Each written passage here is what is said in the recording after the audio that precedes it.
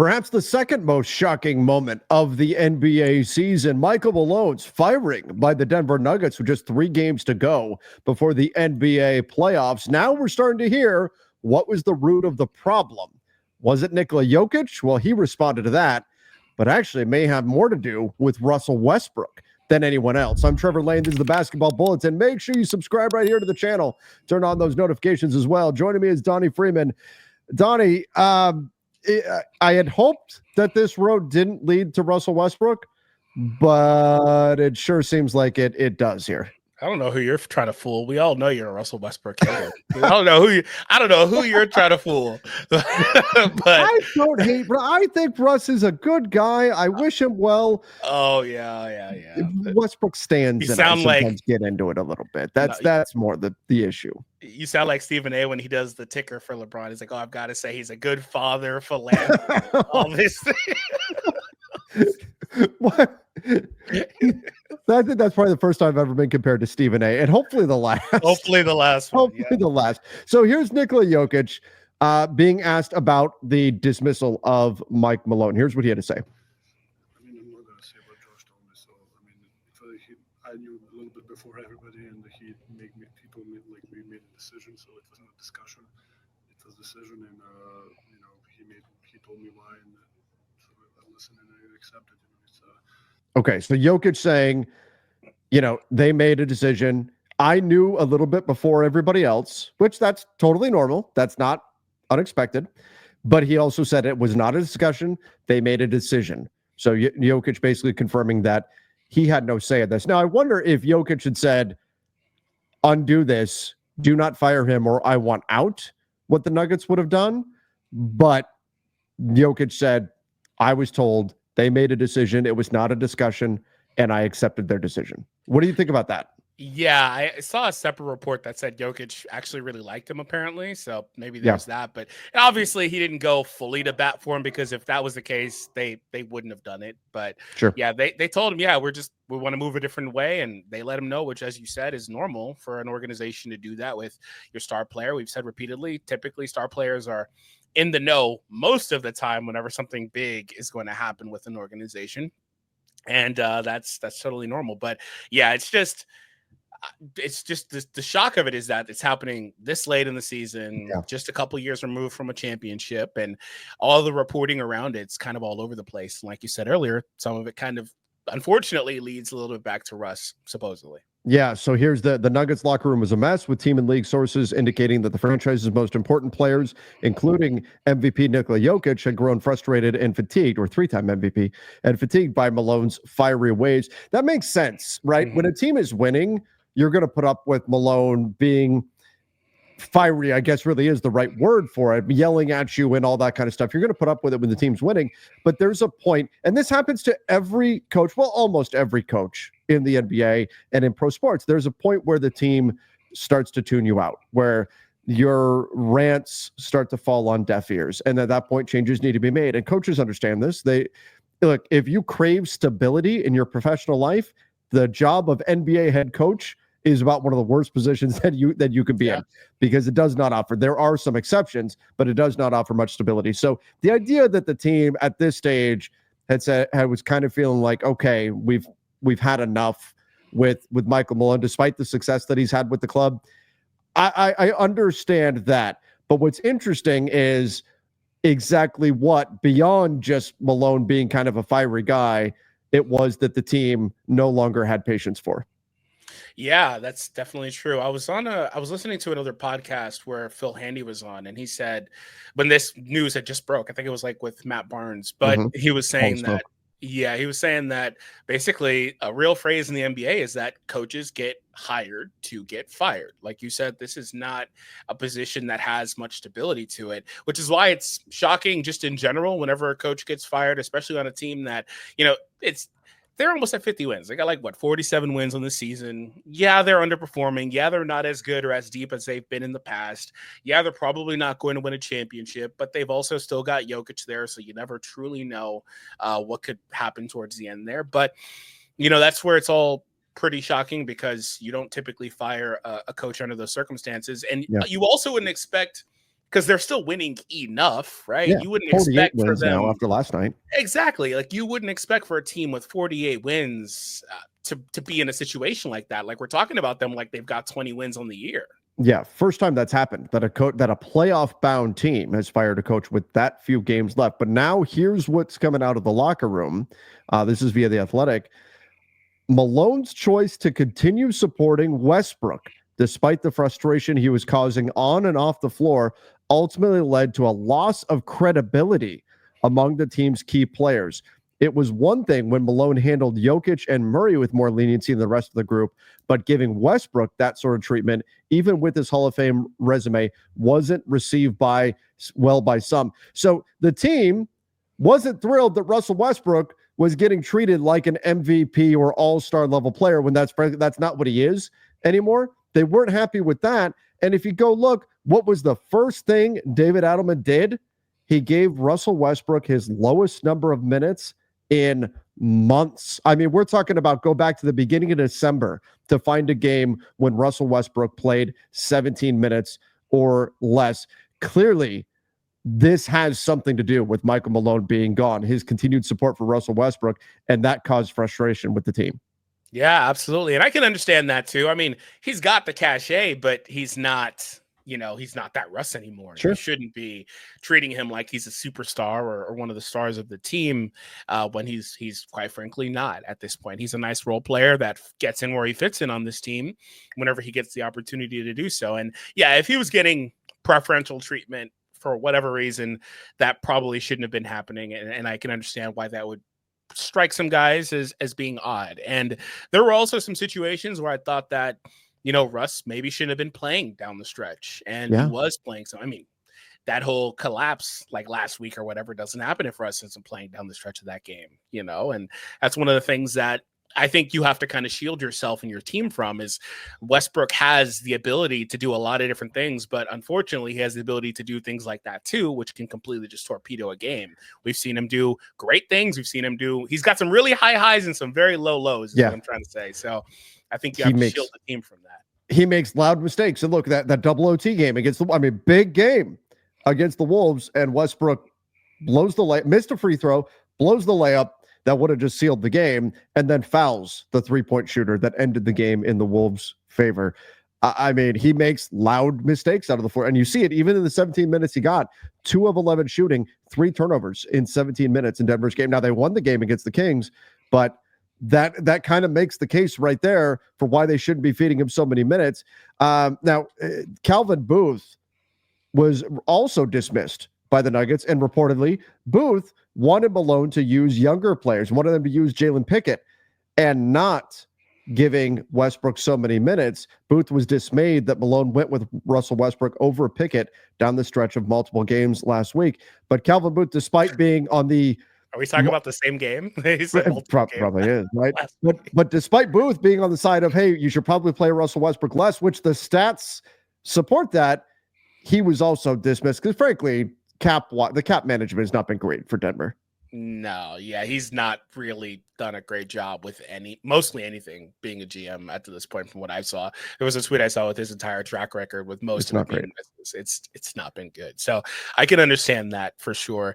And the cap management, the choices he's made in terms of like players to put around him. And that's been a very Malone was very vocal about the fact that this team isn't the team that's able to do some things he would want them to do.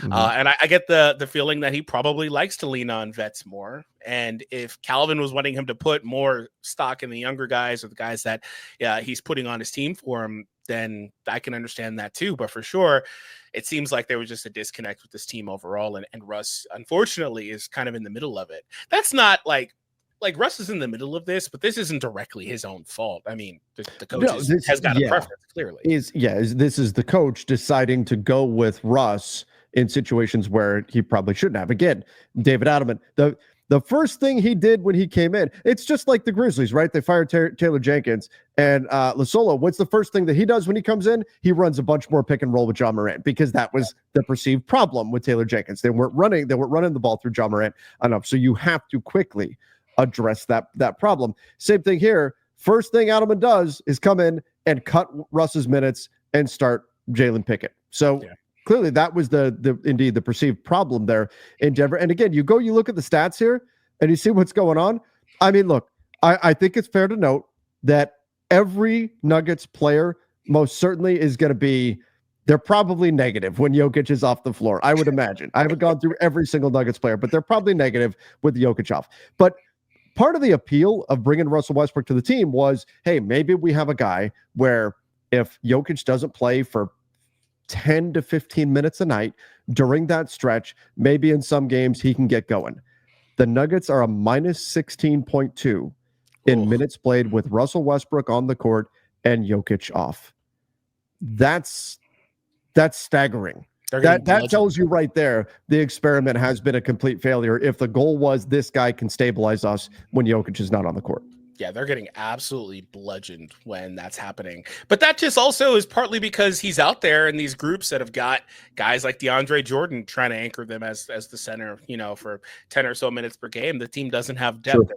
And obviously, I think if you were able to field lineups that had Russ out there with better talent, then of course it would look better than that crazy number. And that's part of it too, right? That's where you go back to, well, why did Calvin Booth get dismissed? By the way, the Nuggets in general, Jokic off the floor, they're minus 9.7. I mean, it speaks to the value of Jokic, but it also drives home that Westbrook being on the court without Jokic, that being a minus 16, that tells you, kind of what you need to know there. But yes, the team does not have the depth they need, and that's where it falls back on Calvin Booth for putting the roster together the way that they did. What do you think about the idea that Russell Westbrook is seen as this kind of coach killer? You look at the last few places that he's been to. I mean, Frank Vogel left the Lakers because coaches have lost jobs where Russell Westbrook has been. And it seems like for a lot of teams trying to figure out a way to make it work with Russ on the floor has not been a worthwhile endeavor. Is there blame on Russ in all of this? Or is this team's decision-making for getting fooled into thinking he's still the MVP Russ? Well, if you ask Russ, I'm sure he would tell you that he should be still starting, playing 35 minutes a night. I think that for the most part, teams have kind of moved away from that. Yeah. Now, I know there's a stat floating around where when Russ starts on this team, they're winning a lot of those games. Mm-hmm. But that also could just be because you're putting Russ in the starting group with Jokic and things are just slotting a little bit better. So I don't really have much of a comment on that for sure. And I don't think he should be starting on this team just in general. But with that being the case, I mean, I don't know if coaches are really looking at him as MVP Russ anymore for the most part. I think maybe Malone leaned on him a bit much, but I mean, he doesn't have anybody else really, at least in his opinion, that he should have been playing out there, which is why he didn't lean on some of the younger guys more, like a Pickett. So again, that was a point of contention. So I don't know. I'm kind of in the middle with this whole situation. Like in terms of like the coach thing, Ty Lue was able to kind of keep his job over there. Sure. And yeah, there's been a little bit of that recently where coaches are trying to figure out how to use Russ or make Russ a big part of things when really, Russ probably should be a 15 to 20 minute off the bench type of guy that you go to if you need his playmaking, and you play during the middle portions of the game and probably don't play towards the end of the game if possible. Which on the season for Denver, by the way, he's averaging 28 minutes per game. He's played 73 games, which, hey, availability is an ability, and Russ is very good at that. 36 games started for Denver. Now, Jamal Murray's had injuries, and so that's part of it, but 28 minutes a night. For Russ, that's probably just too high to use him or to utilize him the way that you would ideally want to use him out there on the court. I think ultimately, Donnie, it comes down to this. It comes down to what you need in that role. And what you need, I think, is not necessarily somebody that's going to go out there and win you a game by doing some incredibly heroic acrobatic stuff or come down and hit a bunch of big shots. I think in that role, you need a stabilizer. You need somebody to go out there who is a game manager who's not going to lose you the game. Like if you told me right now on this Denver Nuggets team, you could have Russell Westbrook right now, this version of Russell Westbrook, or you could have like the first guy I always go to when I think of game managers is Jose Calderon. If you could get even a 3 or 4 years left in his career version of a Jose Calderon, who's a very low mistake point guard, very, very few turnovers, just managed the game, kept it under control, could occasionally knock down an open shot when it was there. That's more you need a guy who's not going to come out there and lose you a game more than you need a guy that's going to win you. Jokic is going to win you a game. You need somebody who's not going to lose you a game in those minutes when Jokic is not on the floor. Yeah, or like a Grizzlies Tyus Jones would be nice. Like Grizzlies, somebody Tyus that Jones, a good call. I think you also would preferably, with the depth that they lack, I think you would preferably also have like a really solid system with a lot of play calling you can go to when Jokic is off the court for those 10 to 12 minutes a night, at least in the regular season. And you'd want to have somebody that can get these guys into actions, get them good sets. And I think you'd also want more lineup staggering than they probably do up to this point to really help to offset that. But yeah, I think Russ he's a weird player because I think he's a hard player to try to fit into most team systems anyway.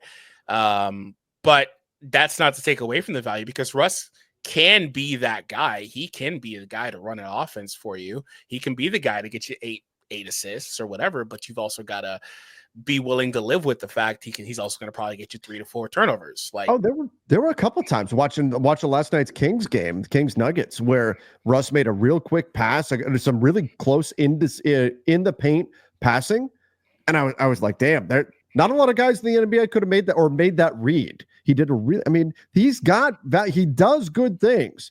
He just unfortunately does bad things too that make it tough to win in today's NBA. But what does Russ do now? 36 years old. He's got a player option for $3.5 million. The coach just got fired in part for being too nice to you.